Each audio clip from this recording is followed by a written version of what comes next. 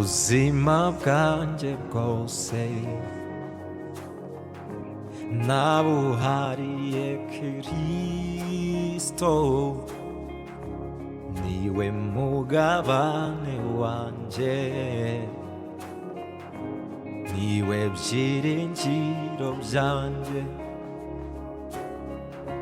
ntamufite nta buzima, niwe ndirimbo ndirimba, naba ndyamye cyangwa mbyutse,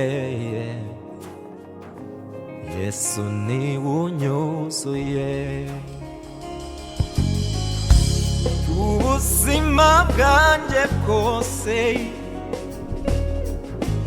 nabuhariye Kristo, niwe mugabane wanje, niwe byiringiro byanje,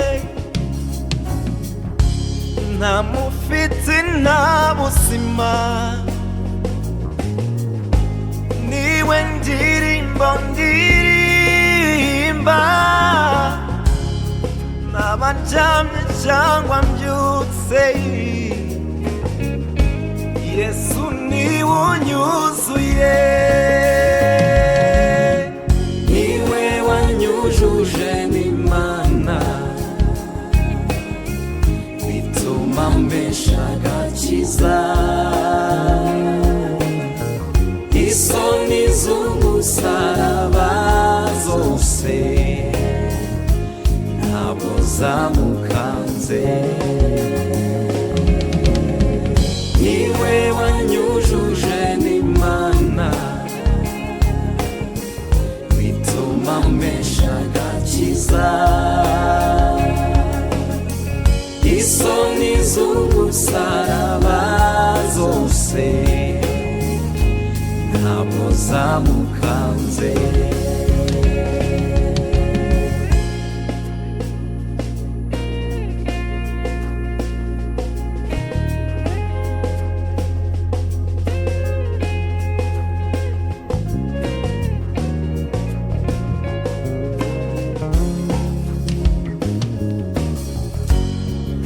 Ineza y'umwami wanje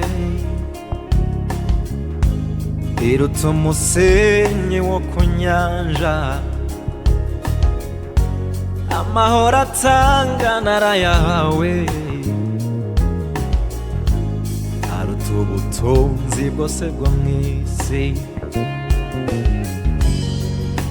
Ineza yawe mwami we iruta umusenyi wo ku nyanja, amahoro utanga narayahawe, aruta ubutunzi bwose bwo mw'isi. Yesu niwe byiringiro bizima, ikoreye ibyaha byacu mu mubiri we, yaciye igihano kiduhesha amahoro, niwe watwunze n'umuremyi wacu, niwe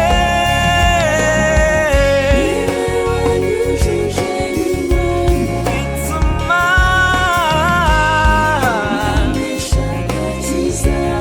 ndetse isoni z'umusaraba